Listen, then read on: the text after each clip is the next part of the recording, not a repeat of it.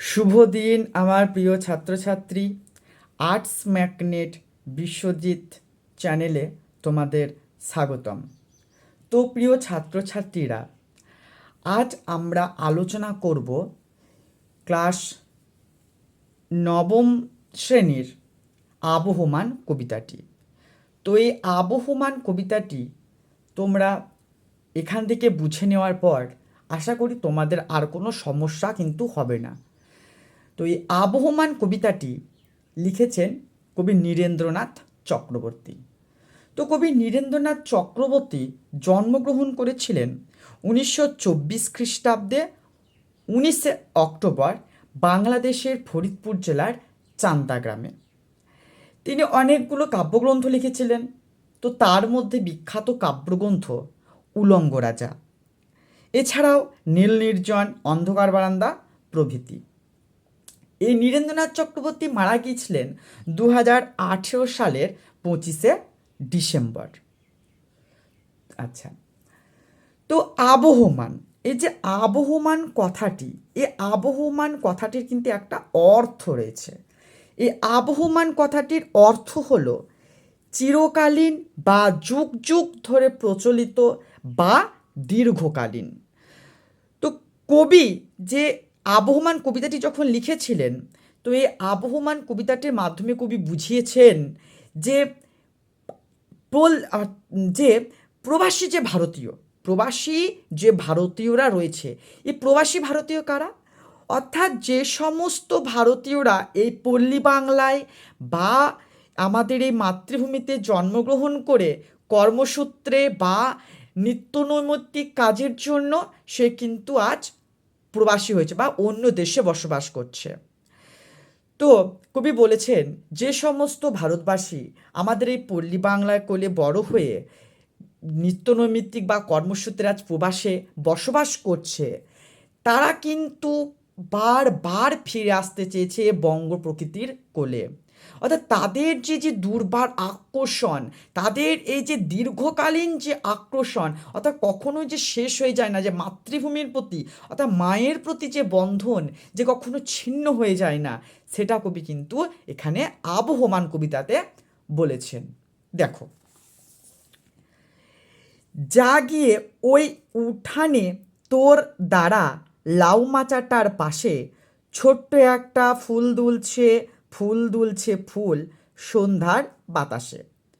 দেখো, এখানে কবি 4টি লাইনের মাধ্যমে, অর্থাৎ এই প্রথম যে স্তবক, এই প্রথম স্তবকের মাধ্যমে কবি কিন্তু বঙ্গপ্রকৃতির একটা সৌন্দর্যের বর্ণনা কবি কিন্তু দিয়েছেন।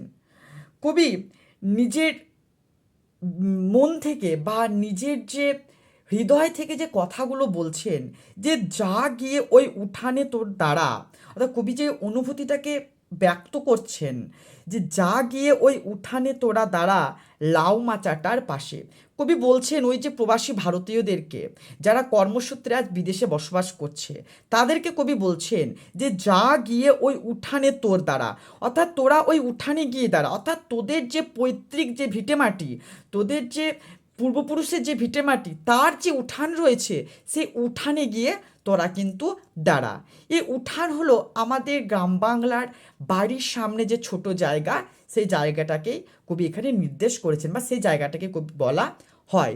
তো সেটা বলছে যে যা গিয়ে ওই উঠানে তোর দ্বারা, অর্থাৎ কবি বলছেন যে তোদের যে পিতৃভূমি অর্থাৎ পৈতৃক সম্পত্তি, যে পূর্বপুরুষের যে সম্পত্তি রয়েছে, তার যে উঠান, সেখানে গিয়ে তোরা কিন্তু দাঁড়া লাউ মাচাটার পাশে।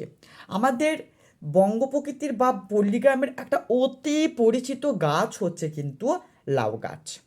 তো আমরা দেখেছি বাড়িরতে বা উঠানের সামনে যদি কোনো জায়গা থাকে, ওই ছোট্ট একটা জায়গায় কিন্তু আমাদের বাবা বা কাকারা কিন্তু ওই যে ছোট জায়গার মধ্যে একটা মাচা, অর্থাৎ কাঠ বলো বা বাঁশের কঞ্চি দিয়ে বলো, মাচা তৈরি করে দিয়ে তাতে কিন্তু লাউ গাছ লাগিয়ে দেয়। তো কবি সেটাই বলছেন যে তোরা ওই যে প্রবাসী ভারতীয়রা যারা আসছিস, তারা তোদের ওই পৈতৃক ভূমি বা পৈতৃক সম্পত্তির যে উঠান রয়েছে, সেই উঠানের যে লাউ মাচাটা রয়েছে, সেখানে গিয়ে তোরা দাঁড়া।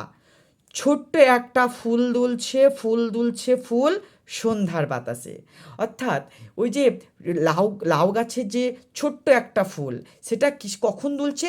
সন্ধ্যার যে বাতাস, অর্থাৎ সন্ধ্যাকালীন যে স্নিগ্ধ বাতাস, সেই স্নিগ্ধ বাতাসে কিন্তু দুলছে। তো এখানে কবি বলছে ফুল যে দুলছে, এতে সন্ধ্যাকালীন যে একটা শান্ত প্রকৃতি বা উপদ্রব নেই, যে একটা শান্ত প্রকৃতির ছবি কিন্তু কবি এখানে তুলে ধরেছেন এই লাইনটার মাধ্যমে। তারপর, কে এইখানে এসেছিল অনেক বছর আগে, কে এইখানে ঘর বেঁধেছে নিবিড় অনুরাগে।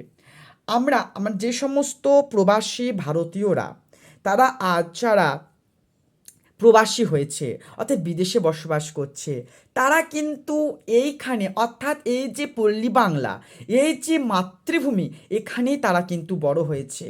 তাদের এই চেনা রাস্তা, এই গলি, এই যে পথের যে প্রতিটি ধুলোকণা, তারা কিন্তু তাদের সঙ্গে বেড়ে উঠেছে।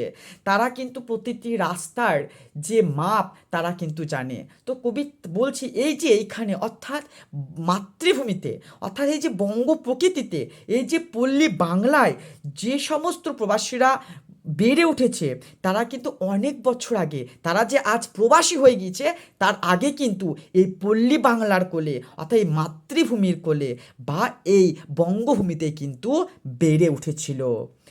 কে এইখানে ঘর বেঁধেছে নিবিড় অনুরাগে। আমরা প্রত্যেকেই জানি আমাদের আমাদের যে প্রত্যেকের বাড়ি, তা কিন্তু সে মাটির কুঁড়ে ঘর হোক বা দোতলা পাকা বাড়ি হোক, প্রত্যেকের বাড়ি কিন্তু এক সাজানো গোছানো খুব সুন্দর হয়ে আমরা রাখতে পছন্দ করি। তো মানুষ যখনই তার বাড়ি গড়ে তোলে, সেটা কিন্তু পরম ভালোবাসায় বা নিবিড় অনুরাগে বা মায়ায় কিন্তু গড়ে তোলে। তো কবি বলছে এই সমস্ত প্রবাসী ভারতীয়রা যারা আজ প্রবাসী হয়েছে, অর্থাৎ বিদেশে থাকছে, তারা কিন্তু এই বঙ্গভূমিতেই, অর্থাৎ এই বঙ্গ প্রকৃতিতেই বা পল্লী প্রকৃতিতেই মায়ার বন্ধনে, অর্থাৎ নিজের পরম ভালোবাসায় বা নিবিড় অনুরাগে একটা বন্ধনে তারা কিন্তু তাদের বাড়ি কিন্তু তৈরি করে গিয়েছে। এইখানে হারিয়ে গিয়েও আবার ফিরে আসে, এই মাটিকে এই হাওয়াকে আবার ভালোবেসে।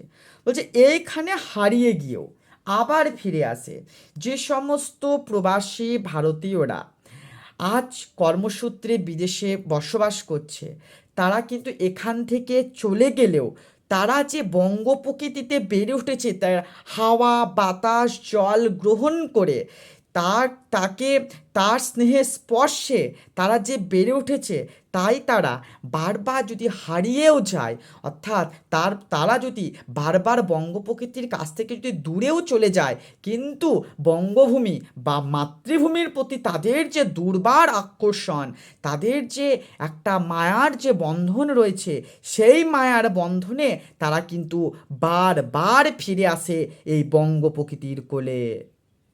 তারপর, ফুরায় না তার কিছুই ফুরায় না, নোটে গাছটি বুড়ে ওঠে কিন্তু মুড়োয় না।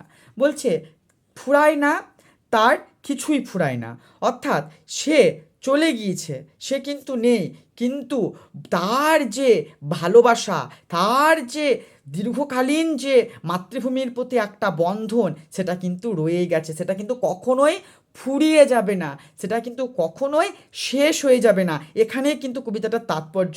যেমন আবহমান কথার অর্থ হচ্ছে যেমন যুগ যুগ ধরে প্রচলিত বা দীর্ঘকালীন বা চিরকালীন, সেরকমই লাইন আছে, ফুরায় না তার কিছুই ফুরায় না, অর্থাৎ তার যে ভালোবাসা, মাতৃভূমির প্রতি যে ভালোবাসা, সেটা কিন্তু কখনোই ফুরায় না, সেটা কিন্তু যুগ যুগ ধরে প্রচলিত, সেটা কিন্তু তার কাছে চিরকালীন, তার কাছে কিন্তু বারে বারে ঘুরে ফিরে আসে। নোটে গাছটি বুড়ে ওঠে কিন্তু মুড়োয় না।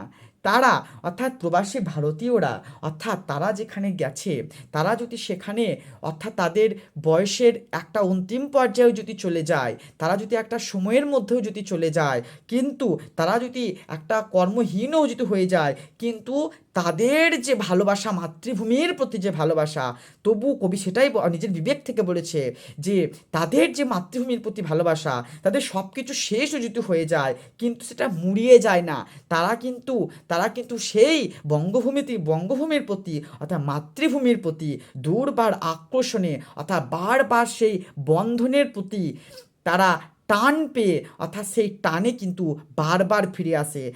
তাদের কিন্তু তাদের যে বন্ধন সেটা কিন্তু মুড়িয়ে দেওয়া যায় না, অর্থাৎ ছিন্ন করতে পারবে না।